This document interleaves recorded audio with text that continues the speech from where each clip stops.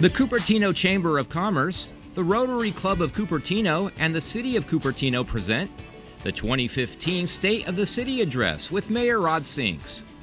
And now, the president of the Cupertino Chamber of Commerce, Richard Abdallah. Mayor Sinks was elected to the Cupertino City Council in November of 2011.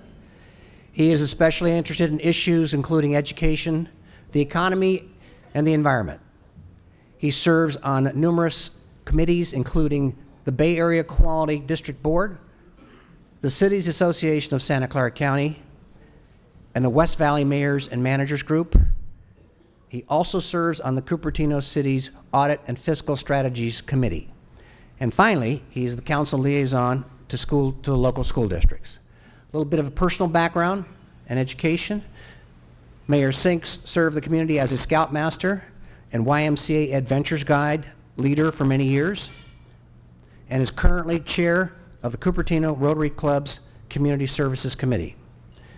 Mayor Sinks earned his BA in Physics from Grinnell College and his BS and MS degrees in Electrical Engineering from a school down the road, Stanford University. He led 2 high-tech startups from infancy to successful businesses in engineering management roles. Please help me welcome our mayor for 2015, Rod Sinks.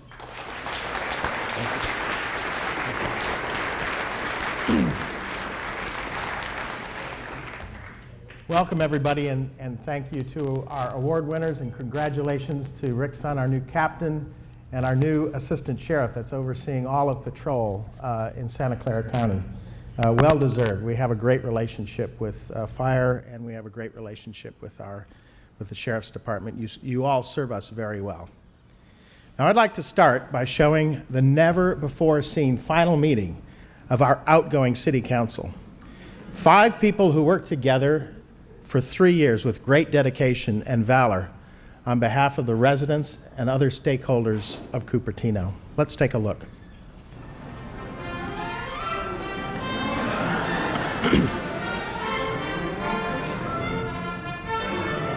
We have the flight plan loaded? Check. Radio on? Check. GPS coordinates set? Check. GIS database loaded? Check.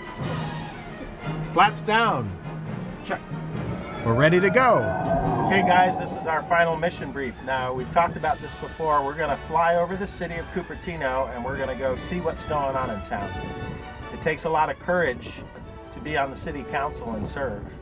A lot of hard work, so parachuting ought to be nothing for you guys, right? Easy. Right. Everybody in? Yes. Yes. Great. Let's go do this. All right. Suit up, get your parachutes on. Sure. Yep. Here we go! Here we go!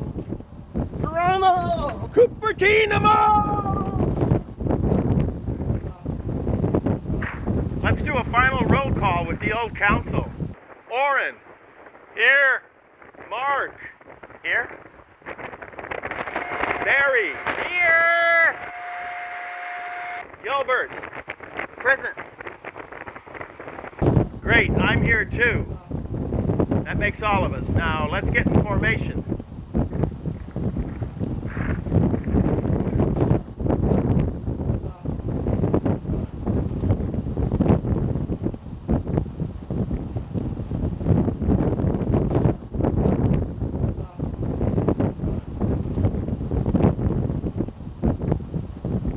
Cupertino is so beautiful!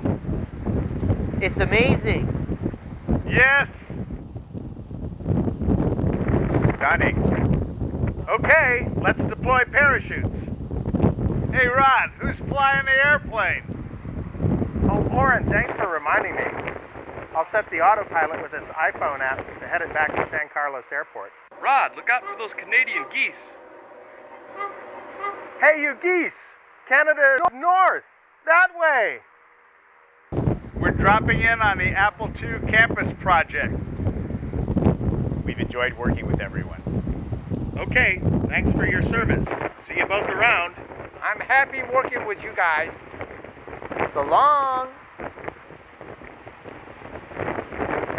Orrin, Mark, you're You're going down too fast. Slow down. Pull right. You're going to hit that earth wall and destroy the perfect circle. Ouch. Hope they made it okay. Too bad about that circle. Actually, not bad. Mark and Orrin sure left their mark on Cupertino.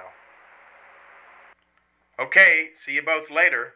I'm firing up my jetpack now to fly over the rest of Cupertino. Thank you. Now, we've seen Orrin and Mark in the audience today, so we have proof that they did indeed survive the jump. And I appreciate all my fellow council members who cheerfully participated in this fun exercise. And before we go on, I'd like to recognize Bobby Chastain here in the front, who led the video shoot and editing of that opening. KMVT Community Television gives youth and adults hands-on experience in television production and programmings of local interest. Stand up so everybody can recognize you, Bobby. Lots of great opportunities for our youth and everybody who wants to learn about video production. Cupertino is the city we call home, and cities are the places where we live, where we work, where we raise our kids, where we learn and make memories that grow into our collective histories. It's our visual, virtual, emotional, and social networks which give personal meaning to our city, our home. And these human networks are supported by physical networks, including our trails, bikeways, and roads, our energy grid, and our wired and wireless communications infrastructure. Globally, cities are becoming increasingly popular places to live. In 1960, a third of the world's citizens called a city home. Today, it's just over half of us. And by 2050, 2/3 of us will live in cities. This growth represents vast challenges, but also tremendous opportunity. And given how long it takes for our great ships of state in Sacramento, and particularly in Washington, to maneuver, cities are where we can best innovate to build stronger communities and a stronger planet. Our home, Cupertino in the Valley of Heart's Delight, which has now evolved to become Silicon Valley, is just such a place. The State of the City address will take you on a tour of these human and these physical networks of increasing importance to our home, Cupertino, showcasing the ways our city is connected and building a vibrant and community to harness social, economic, and environmental benefits. Now let's take another look at the icon by which Cupertino is already known worldwide and its rapid transformation since late August. Apple Campus 2 will be Cupertino's first zero-net energy building, constructed 15 years before California's zero-net energy policy for new commercial buildings takes effect. As one of the greenest buildings on the planet, it will boast a network of green infrastructure, including over 7,000 new trees, solar and fuel cell power, hundreds of electric charging stations, extensive recycled water use, and a vast network of alternative commute services. The city is also beginning to see the fiscal bounty that is largely a result of the tremendous growth of Apple. Across the city, due to the environmental leadership of our schools, residences, and business, a total of 576 permits have been issued as of mid-2014, putting Cupertino 18th in installed solar capacity per capita among California cities with a population of at least 50,000. And that's higher than the cities of Davis and Palo Alto, both well known for environmental leadership. Cupertino's first municipal solar project is under construction and will come online this spring at our service center on Mary Avenue, generating 104 kilowatts, which will offset most of the power used at the center, as well as to illuminate the Don Burnett Bridge. The energy efficiency achieved across Cupertino's commercial campuses and schools will now be institutionalized in the way we design and construct properties and operate our homes and facilities, thanks to the city's recently adopted Climate Action Plan. The CAP builds on the city's ongoing environmental efforts and identifies opportunities for improvement, serving to support California's statewide climate change efforts through actions of residences, businesses, and the city itself. The CAP provides incentives through streamlined environmental review process allowed under CEQA, the California Environmental Quality Act. Aligned with the community's vision as defined in its general plan, the CAP will serve as a blueprint for Cupertino's long-term quality of life and vitality. And the cornerstone of that CAP, our climate strategy, is adoption of Community Choice Energy Program, which has the potential to reduce our total carbon footprint by nearly 30%. Think about that, 30%. This will allow residents to choose greener electricity sources to power their homes and businesses, just like Apple does. Governor Brown and President Obama both made greenhouse gas reduction a priority in their recent addresses. And considering the actions we can take locally, Community Choice Energy is a game changer.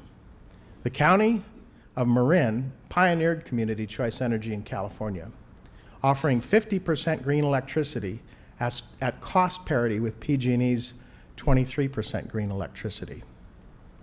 For a small additional cost, customers in Marin can elect 100% green electricity. Customers receive a single bill, shown here, from PG&E, which breaks down electricity service into two components: transmission service, continuing to be provided by PG&E, and electricity generation, provided by a new local agency that aggregates individual customers to buy electricity directly from suppliers in the open market. A supplier may include a local homeowner or a local business owner that generates more solar power than he or she needs, making it economical for the owner to build excess capacity for the first time. Cupertino is currently studying the feasibility of launching Community Choice Energy with the cities of Sunnyvale and Mountain View, and we expect more cities will follow our lead. Let's now fly on from Ample Campus 2 to our next stop. What you're looking at is a 3D rendering of the city's Geographic Information Systems, or GIS database, which holds such information as the footprint and height of all the buildings in town, as well as every road, sidewalk, street lamp, street tree, and much more. We'll turn south on Wolf Road and make a stop at Valco. Now, if you've lived here for decades, as I have, you'll recall when Valco was a real destination, a place to meet and browse through multiple stores and attractions. The days when Valco was a true destination have long passed. Today, we typically go for a single purpose, say to the movie theater. Half the storefronts are vacant, and Valco's retail sales per square foot are less than 15% of those at Valley Fair, even before the pending anchor store closures. Across the city as a whole, of the total retail demand from residents, daytime workers, visitors, on net, we lose about a third to other cities. Across the county, across the entire country, there hasn't been a big mall built in almost a decade, and many are dying and being repurposed. Fortunately, with the recent acquisition of Valco's 4 major parcels, totaling 50 acres by Sandhill Property Company, we have a unique opportunity to reinvent this underperforming retail hub in our community. And in a Godby survey last year, support for the concept of a mixed-use development, including retail, housing, and office uses, was high at 78% of our citizens polled. But no real project of this magnitude will make it through the gauntlet without reflecting the wishes of the public. Our residents look forward to a robust and thoughtful discussion with the developer on a specific plan, which I certainly hope concludes with broad community support for a great new destination in the city to shop, to live, to work and play.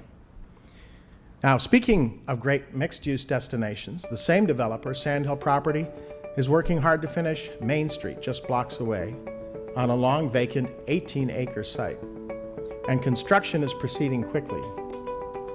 Main Street features 130,000 square feet of retail and restaurants, a community square built as a fun place to meet and to enjoy entertainment both day and night, 120 loft-style and live-work apartments, a hotel with 180 rooms and 6,000 square feet of banquet and conference facilities, and 274,000 square feet of Class A office space in 2 adjacent buildings.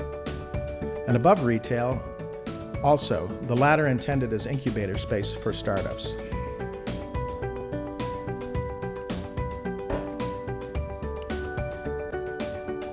Now let's see what the project may look like when completed. We'll sweep down along Valco Parkway, then along North Tantau Avenue, and along Stevens Creek Boulevard,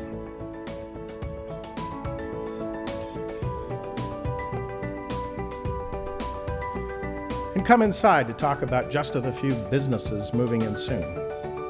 We're arriving at the town square. This restaurant is Panino Guisto from Milan, offering made-to-order panini. And at the other end of the square, Phil's Coffee, already creating a buzz in Cupertino. Behind it is Meat Fresh, offering Taiwanese desserts. Here are the loft-style and live-work apartments. On the left is the Marriott Residence Inn. Straight ahead is Life Restaurant, offering healthy fare. Next on our right is Rootstock Wine Bar. And then Eureka, an American diner, also serving craft beers. And the Lazy Dog, inspired by a Jackson Hole ski lodge serving American fare. We've just passed TD Ameritrade on your right, and we're now at the office buildings at the very eastern end of Main Street. So I'm often asked, why more office? As a city, we want to increase our economic diversity, and office space for startups and emerging companies is an essential ingredient. So where do you think this startup company, developing cloud-based software-defined networks named Cupertino, is located? It was founded in Cupertino, from which it takes its name. The CEO and founder, Craig Elliott, was also CEO of Packeteer, which for many years had offices on North De Anza Boulevard, which he told me he considers to be the ideal central location in Silicon Valley to attract bright employees. But Cupertino ran out of space here and is now growing rapidly in Los Gatos. How about this successful startup, ChargePoint, founded by former Mayor Richard Lowenthal? Also started in Cupertino, but now located in Campbell for lack of office space here. Same with this company, Barracuda Networks, once on Bubb Road, now transplanted to Winchester Boulevard in Campbell. Hopefully our newly amended general plan will provide space for such emerging companies to grow, providing jobs and diversifying our tax base. Let's now take one last look at Main Street by night as we anticipate a great new evening venue for entertainment and dining. Now we'll head west from Main Street along Stevens Creek Boulevard. Each green dot marks a participant in the city's Green Biz program. A green flag shows a home that has completed a green energy audit. A solar collector icon marks where a solar permit has been issued, and a blue icon indicates an EV charging station. The wired and wireless networks that connect us are less visible, but have become essential infrastructure. World-class cities like Seoul and Stockholm have built out fiber networks, giving fast access to cloud services, video conferencing, distance learning, remote healthcare, and more. Last August, AT&T announced that it will bring fiber to our homes and businesses, choosing Cupertino as the first city west of the Rockies to deploy its gigapower service. The build-out has started with 15 distribution cabinets installed so far. As we fly on to our next stop at the Civic Center, let's talk about the network that connects and engages citizens in our city with its government and how it is evolving. We have long used the web to publish meeting agendas and minutes, and we were one of the first cities to make live and on-demand video available. That makes a big difference. Our online audience is typically an order of magnitude larger than that in Community Hall. But beyond this, our government, like others, has often looked like a black box, functional in providing service to the public, but otherwise exposing interesting data to the public only selectively, and typically only when its leaders have decided to bring questions to public debate.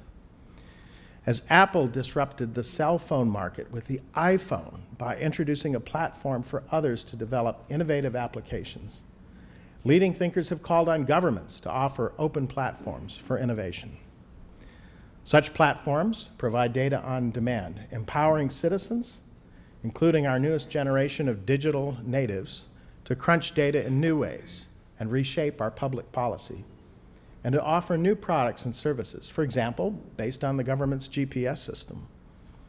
And if you go to the federal government's portal, data.gov, you'll find treasure troves of data available to the public to be mined for many purposes. Well, here in Cupertino, in the past 2 years, we've worked to make the city budget more transparent. For example, by producing a chart like this, a Sankey chart, that helps visualize where our money comes from and where it goes, with a breakdown of revenue by sources and expenditures by type, showing how it flows through our funds and departments.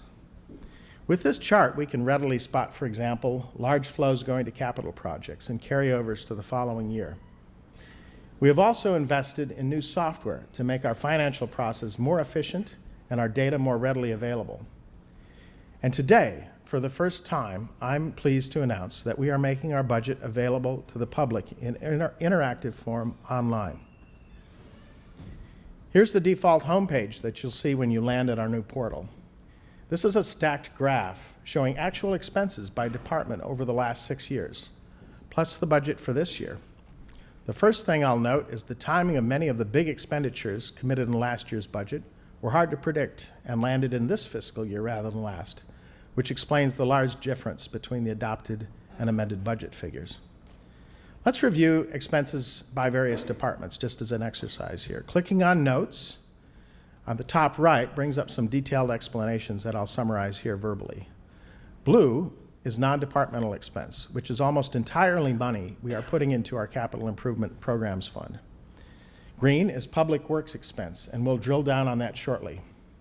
Let's move to yellow, community development, which has increased significantly this year, largely due to Apple Campus 2 inspection services. Further down is red, administrative services. It's increased because the council elected to pay down the bulk of our unfunded long-term liability for retiree health obligations. At the very bottom, orange represents a small contingency fund. We used to separate that and have a contingency in each department. Now we've consolidated that so the city manager can better manage that as needs occur. We can also look at the same data as a pie chart, and there's a slider at the bottom that lets you take a look at how that pie has changed over time. We can then drill down to see more detail and say the Public Works Department and continue drilling down to get more data as desired. Now let's click on one of the filters in the upper left to show total expenditures on pavement maintenance of our roads, which is a composite of 2 different funds. You'll note that our spending has dramatically increased in the last couple years.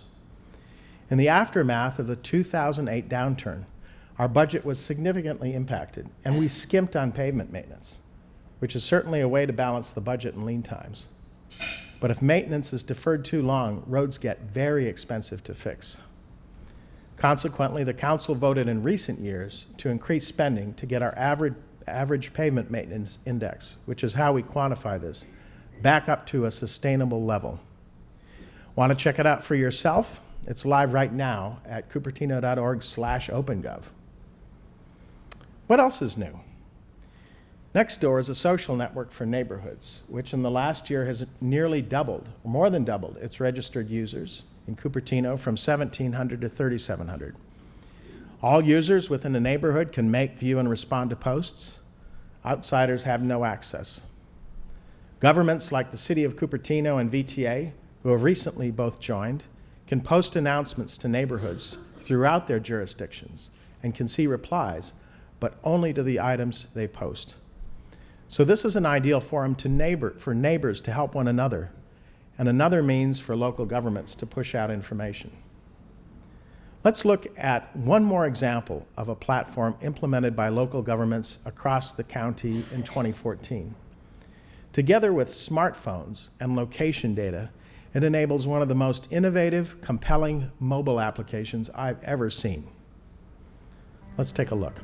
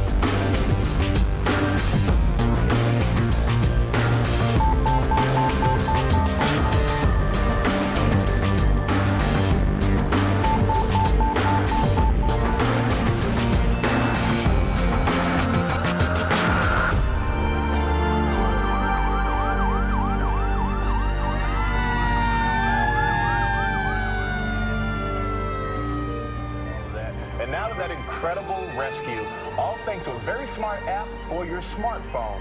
Watch this big man spring it into action. We got a message.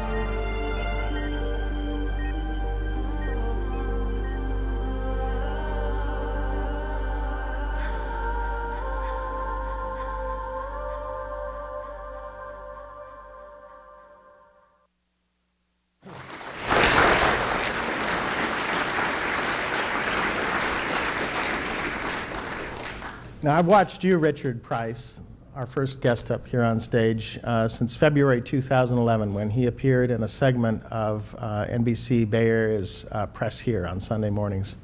And you've been on quite a journey since then. The story goes like this. Richard Price conceived of this app called PulsePoint while fire chief in San Ramon in 2009. He was having lunch in a deli when a fire engine arrived to respond to a cardiac arrest victim in an adjacent store. And had he known what was happening, he could have gotten to the victim minutes earlier, making a big difference. He wasn't carrying a radio that day, but was, like most of us, carrying a smartphone. And he had a moment of inspiration, which was followed by years of perspiration. Today, as president of the nonprofit PulsePoint Foundation, his team has brought PulsePoint to over 1,100 communities across 22 states. It's now gone international as well, I believe. And 10,000 citizen responders have been activated to help 3,500 victims. Locally, our county fire chief, Ken Kemna, represented today by Deputy Chief Tony Bowden, got it. Bowden. He got it and was able to bring the 10 fire agencies throughout Santa Clara County on board in a matter of months. That's remarkable, frankly. El Camino Hospital, represented today by VP of Marketing Chris Ernst and Government Relations Manager Brenda Tausig, also got it and championed and provided generous funding for its rollout. I have proclamations for each of you.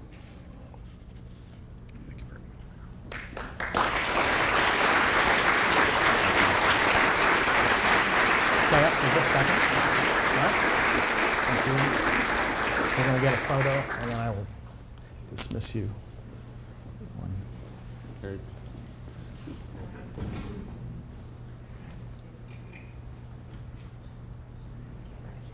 Stay here for just a second. Stay here. Let's give another round of applause to these heroes who have given the rest of us a chance to become heroes.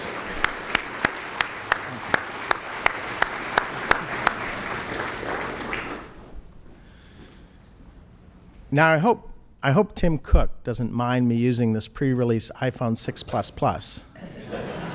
But I need a really big screen to show you how to configure and use PulsePoint. We're going to start by searching for PulsePoint in the App Store and downloading both the red and yellow apps. Opening the red app, we're going to hit the menu button, then add an agency. Typing 95014 brings in, of course, Cupertino and our local agency, the Santa Clara County Fire Department. We'll follow this agency, and if we're regularly in cities covered by other fire departments in the county, we can follow them too. We'll go back and click to receive notifications of CPR incidents. And we could add other kinds of incidents too. It's a good way of keeping track of lots of things in town. And now that we're configured, we get a list of events. Yellow ones are active, gray ones occurred within the last day or so.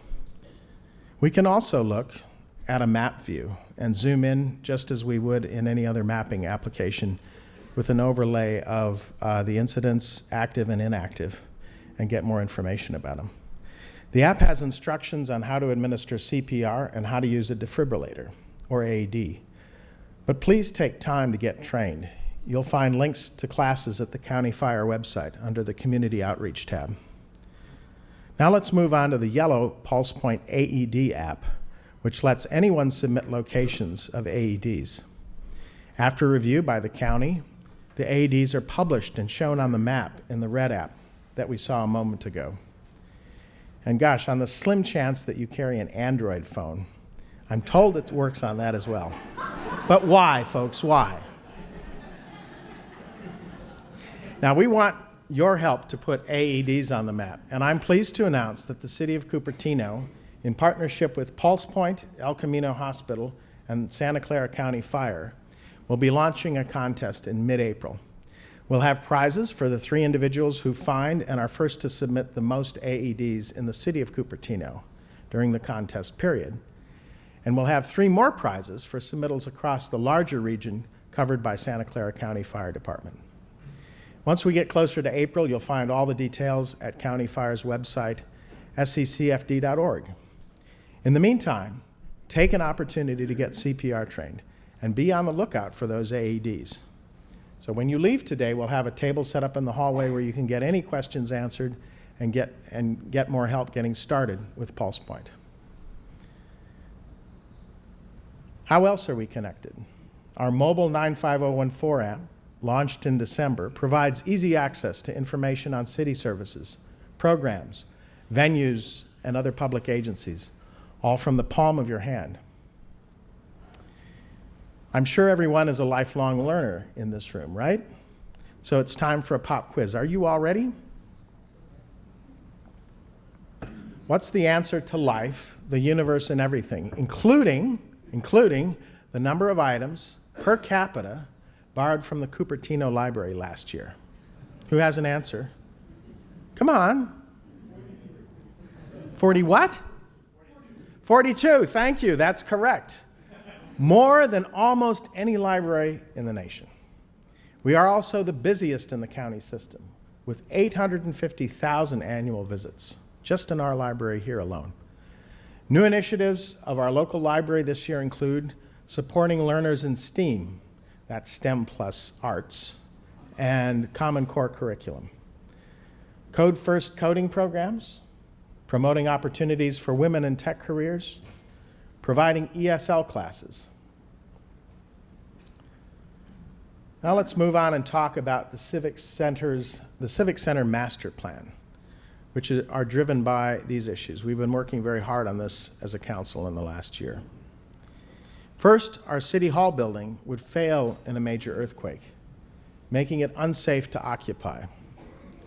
But we know that the city needs to function after a major earthquake, maintaining communications to coordinate relief, to repair city infrastructure, and to issue building permits. Second, parking is often difficult at the Civic Center. Third, yeah, I heard that. Third, our existing meeting space is oversubscribed between the needs of the city, the library, and many community groups. We looked at various options in the last year, including a seismic retrofit of City Hall that would provide only modest improvement at substantial cost. Another alternative would replace the 50-year-old building with one that survives a bigger quake, one that is 70% more energy efficient, that is, uses 30% of the energy per square foot, one that lets us incorporate new meeting and flex space, and adds some 118 parking spaces underground. The latter alternative, shown here, was the preference of the council, along with a new community and program room at the library to seat 130 people. Now, this is a long-term project. This isn't all going to get done in the next year or two. But in 2015, we expect to review environmental and master plan documents, consider financing alternatives, and consider entering into a design development contract. What happens when our government opens its doors to the help of its residents and facilitates people directly helping each other? As we've seen, we enable analysis and thoughtful input on how we spend our money. We empower residents to save lives. We get sharing between neighbors on Nextdoor. We get our city commissions, block leader program, our CERT, and our CARES programs. And we get the many stunning aerial views you're watching today, which were shot not by city staff, but were instead crowdsourced and contributed for this talk at no cost to the city. As we fly over Library Field and then head west along McClellan Road, let's talk about the difference one person can make. In 2012, we had a council hearing on our city-owned street trees, and the discussion was focused on imposing penalties for trees that were damaged by private parties. A resident who came to speak, Wei Min Ma, completely changed the conversation when he came up, describing the many locations where we were missing street trees, and he suggested that we refocus the discussion and get busy planting. Since then, we've done just that, adding 300 to 500 new street trees each year.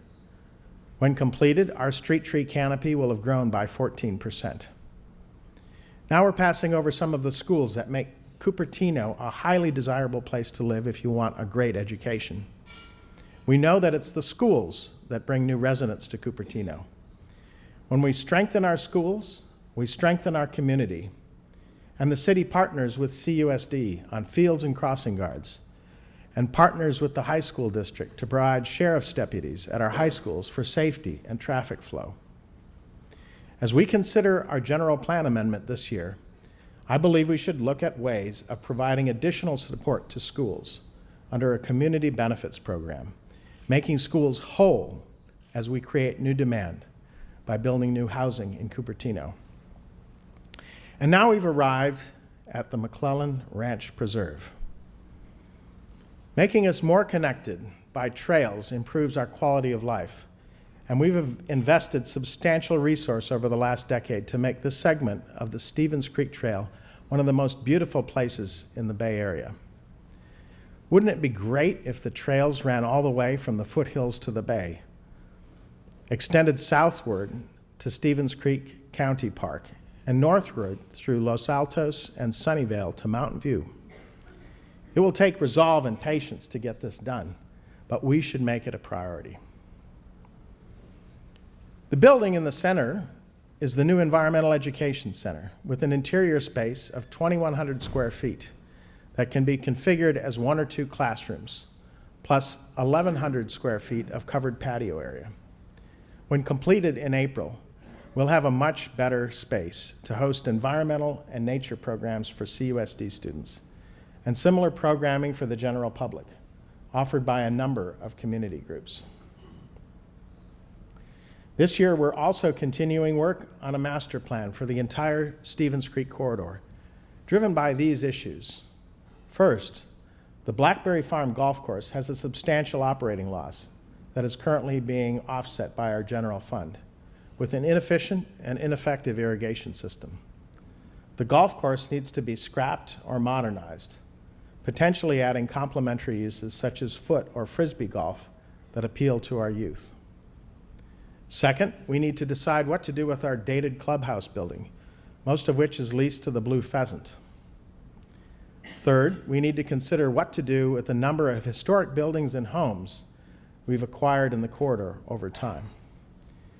Fourth, our access to the swimming and picnic center, considering pedestrian, bicycle, and vehicle traffic, is a real bottleneck. The master plan to address these issues is a long-term effort. We expect to conduct environmental review on a range of alternatives, and the council will begin this review next week. We're now heading east on Stevens Creek Boulevard.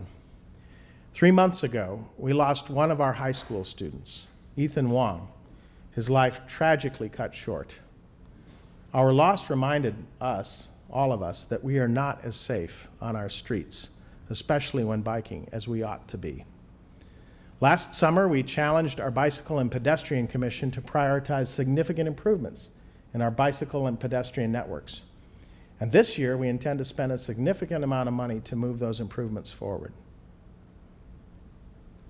On some streets around town, you'll notice we've gotten started, including better demarcation of bike lanes where street width allows, defined by either paint or share markings, that's green paint, on narrower roads with bicycle icons on the pavement and signs reminding drivers to share the road. And our social networks bring us together at our festivals, where we perform and learn from one another. And so let's enjoy some scenes from last year's Silicon Valley Fall Festival and the Diwali Festival. Let's take a look.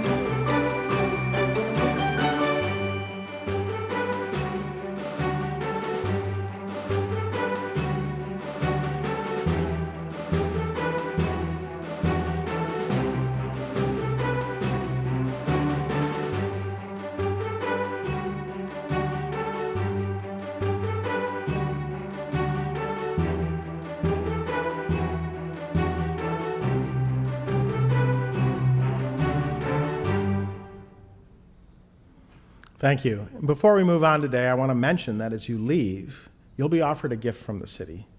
We have a reusable shopping bag for you featuring artworks from winners from the Cleaner Cupertino Student Art Contest. It comes in 3 different patterns. Thanks to the many participants, and congratulations to the 6 winners. Now, as we continue along Mary Avenue, let's consider our public transit network. 20 years ago, there was a vision to enmesh the South Bay, including West Valley cities, not simply to connect us exclusively via spokes running through downtown San Jose, but that vision was never realized. So today, can we get express buses that bring Cupertino residents to the large employment corridors along 101 and 237, up 85 or De Anza or Wolf, from new transit centers at, say, De Anza College and at Valco? And can we figure out smarter ways to get students and seniors around town? We should. And this is the year for residents and community leaders to stand up and ask VTA and those looking for our support as they formulate a 2016 countywide transit measure to renew that vision. So we started our tour at one city icon. Let's conclude with another. As dusk falls at the end of a busy day in Cupertino, let's reflect on the beauty of the Don Burnett Bridge and the open space in the mountains surrounding us that makes our city such a special place.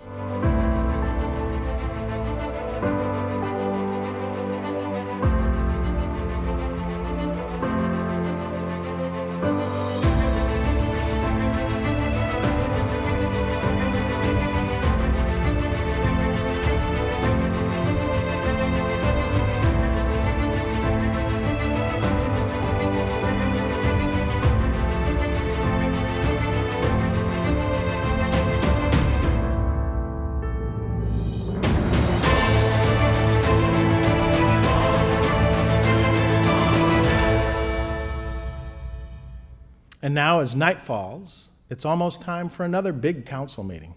This time with the new council members.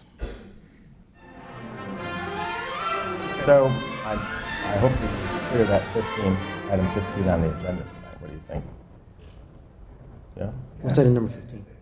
Oh, yeah, that's right. That one. Yeah. Well, we need Savita and Darcy to start. Let's see if they're on their way. Okay. Savita, Darcy, are you on your way? Yeah. Yes. Savita, Darcy, look, it's going to be a long meeting tonight. When are you going to be here? Over. Coming in any second now.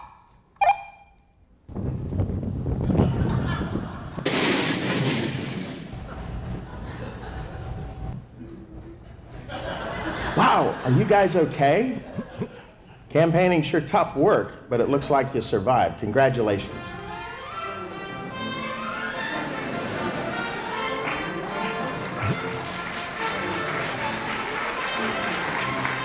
Great, come on up, join us. About time to start the meeting. Yeah. Congratulations. Congratulations. Great job campaigning. Congratulations. And here's to a great 2015 in Cupertino.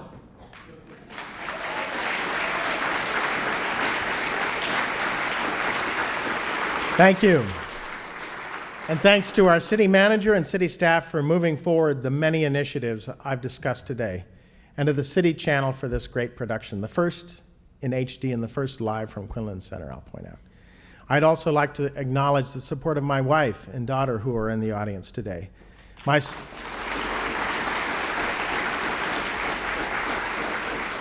And my son in college in Vermont, maybe in a snowstorm, and my mother watching from the great state of Minnesota. Thank you all very much.